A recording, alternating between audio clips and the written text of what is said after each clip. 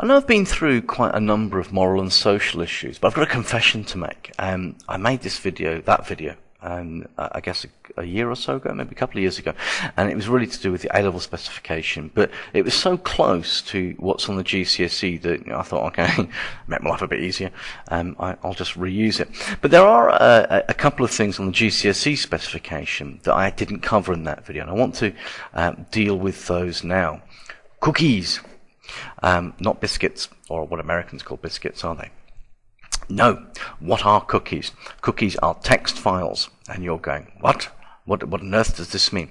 The thing is, when you go on the internet and you may visit a website, let's say you go to, and I'm pleased to understand that all websites do this, and so I'm not picking on anyone, but if I go to www.amazon.co.uk, and sometimes what happens when you go to Amazon, you go there for the first time, and it may ask you to, and you buy something and you log in, and then it kind of like remembers your details the next time you come back, it may say, welcome David, we have recommendations for you, and things like that. And the reason being is that whenever you visit a website, every time you use it, it will create a series of cookies that your computer are used to remember the sort of data that you've put in previously.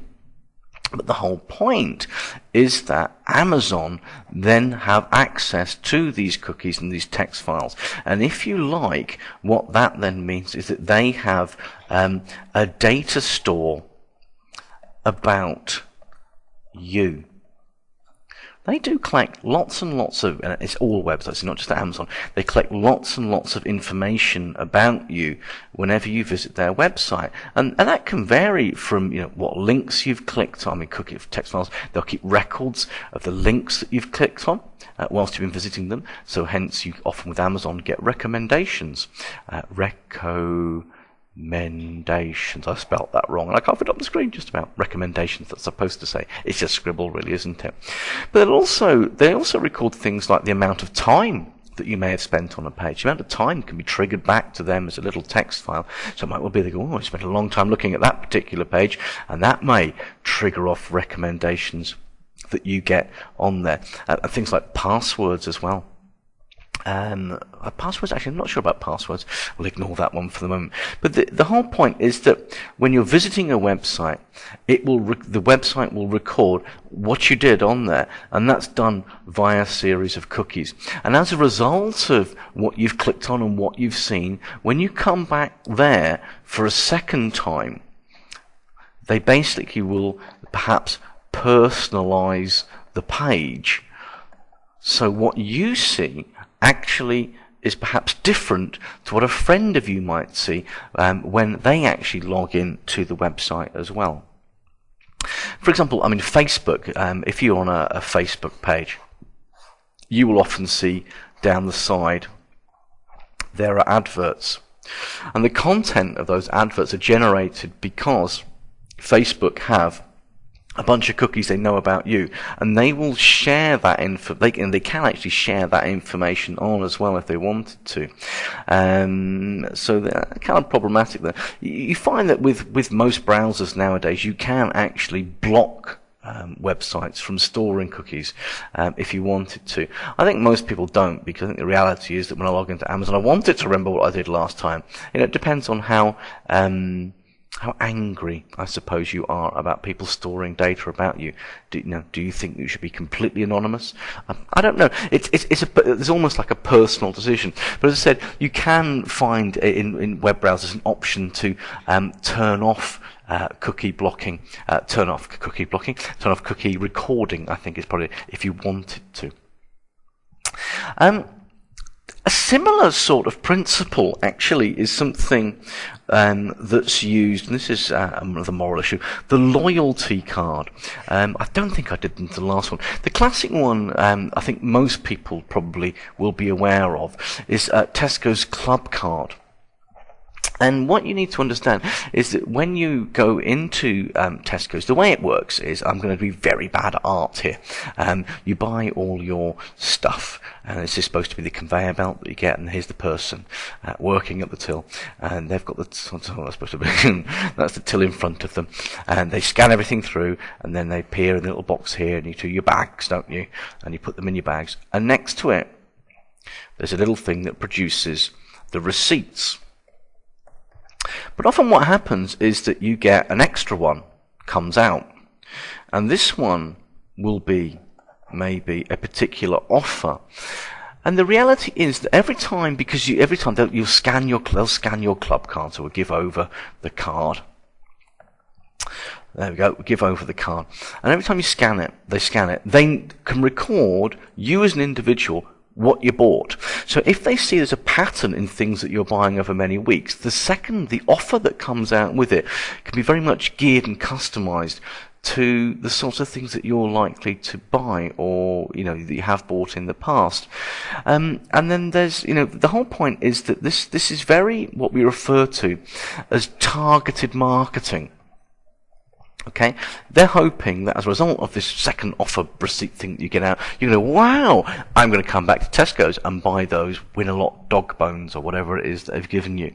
But the whole point is that should they be really keeping all this information about you? I mean, Tesco know everything that you buy if you go through. I don't know, personally, I don't care. I mean, it's great. I get good offers. I get club card points, and I can use those to spend them online and buy trips to Chessington World Adventures and things like that with 3 times my club card points. Me personally, I don't care, but it's really dependent. A lot of these moral issues are dependent upon I think the individual is probably individual. Gosh, Saturday morning, and it's really your opinion. If you're not happy with Tesco keeping data about you, and you may not be, don't want to be tracked like that, well then, don't have a club card. If you're going to get a club card, maybe now you're aware of this, maybe you might think, not for me really. You don't get a lot out of those Tesco club cards, to be honest. They're a fantastic tool for Tesco's to spot what people are buying and what is popular, and they are really using it. They give away points and prizes of that, but the value of what they give away is not as valuable as the value that the information they get about what people are buying. Okay, so but then again, it's surveillance of some forms. Me personally, I'm not really bothered. And the last one, the GCSE syllabus that I don't think I've covered.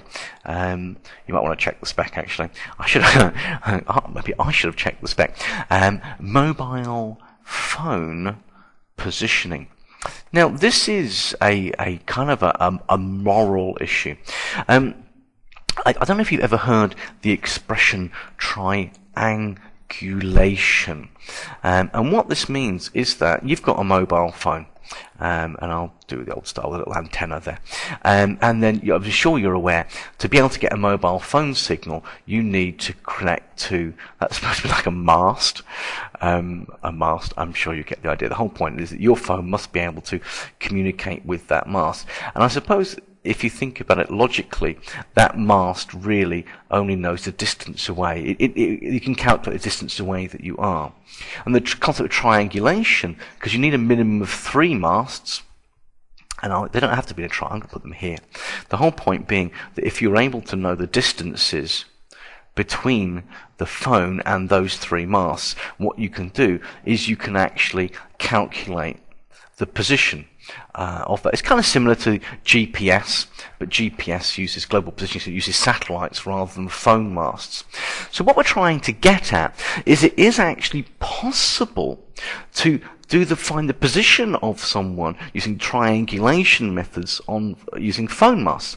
Now this is incredibly useful for people, say when they're stuck on mountains and they're doing search and rescue. It's great to find where people are, but this is the whole point, that it's great in search and rescue, But in theory, it's possible 24/7 to locate and monitor your position.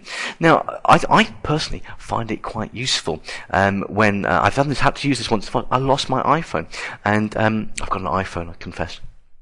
And you can use Find Your iPhone to track where it was. And I used Find My iPhone because I used my iPad. I've got one of those as well. And I used it, and it said my phone was in my house. But I thought I'd lost it. I thought maybe I'd left it at work. Maybe I left it in the hockey game that I went to play in. And I hadn't. It was in my house. And so it was on silent, so we couldn't, when you ring it, you couldn't hear it. But eventually we found it in the house. I think about 2 days later. But the whole point is that Find My iPhone will use a triangulation thing to pinpoint where the signal is coming from the phone. As long as it's switched on, you can triangulate it. But then it does have the ability that, you know, anyone could be located at any point in time. Morally, ethically, should we be allowing companies or governments to track where we are all the time? I don't know. Doesn't bother me. I think to be honest with you, most of the time it just helps me be located. If I'm up in the mountains, or if I can't find my phone, then that's kind of useful. But there's a potential that it may be abused long term. Anyway, those are the 3 issues that I wanted to cover that weren't done in the previous video.